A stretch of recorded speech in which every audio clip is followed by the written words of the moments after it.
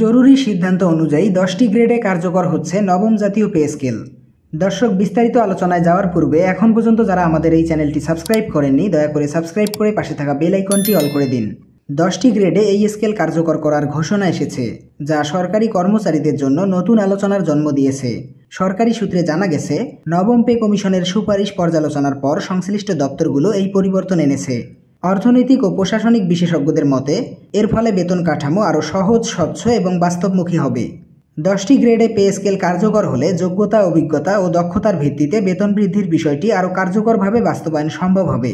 দীর্ঘদিন ধরে সরকারি চাকরিজীবীরা বেতন বৃদ্ধি ও মহার্ঘ ভাতার দাবিতে আন্দোলন করে আসছিলেন। অবশেষে তাদের সেই দাবি বাস্তবায়নের অংশ হিসাবে সরকার 25% মহার্ঘ ভাতা সহ একটি নতুন বেতন কাঠামো ঘোষণা করতে যাচ্ছে। নতুন কাঠামোকে শুধু একটি সাধারণ পরিবর্তন নয়, বরং সরকারি চাকরিজীবীদের জীবনে গুরুত্বপূর্ণ অধ্যায়ের মূল সূচনা হিসেবে দেখা হচ্ছে। বর্তমান মূল্যস্ফীতি ও দ্রব্যমূল্যের ঊর্ধ্বগতির কারণে সরকারি চাকরিজীবীরা দীর্ঘদিন থেকে আর্থিক চাপে ছিলেন।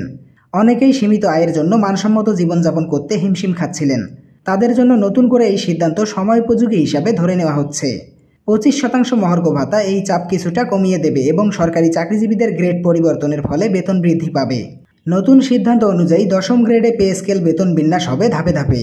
প্রতিটি গ্রেডের জন্য ইনক্রিমেন্ট ও পদোন্নতির সুযোগ থাকবে, যা সরকারি কর্মচারীদের কাজের আগ্রহ ও প্রতিযোগিতামূলক মনোভাব আরও বাড়িয়ে তুলবে।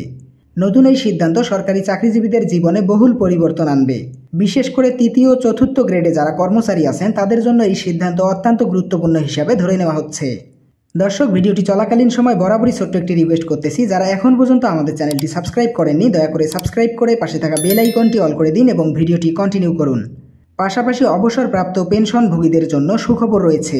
তাদের মহার্ঘ ভাতা বৃদ্ধির সুপারিশ করা হয়েছে, যা দীর্ঘদিনের আর্থিক সংকট মোকাবেলায় বড় সহায়ক হিসাবে মনে করছেন সংশ্লিষ্টরা।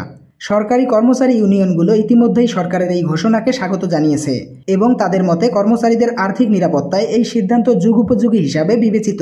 বিশেষজ্ঞরা বলছেন, নতুন পে স্কেল বাস্তবায়ন হলে শুধু কর্মচারীদের জীবনমান উন্নয়ন হবে না, বরং সার্বিকভাবে দেশের প্রশাসনিক কাঠামো আরও গঠনমূলক ও কর্মক্ষম হয়ে উঠবে। কারণ একজন কর্মচারী আর্থিকভাবে সচ্ছল হলে কাজে আরও নিষ্ঠবান হবেন এবং দেশের ও জাতির জন্য ইতিবাচক ভূমিকা রাখতে উৎসাহী থাকবেন।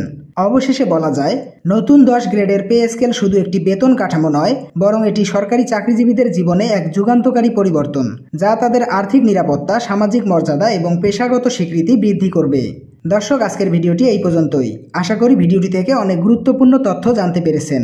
সরকারি চাকরিজীবীদের যে কোনো ধরনের আপডেট সবার আগে জানতে আমাদের চ্যানেলটি সাবস্ক্রাইব করে পাশে থাকা বেল আইকনটি অল করে দিন।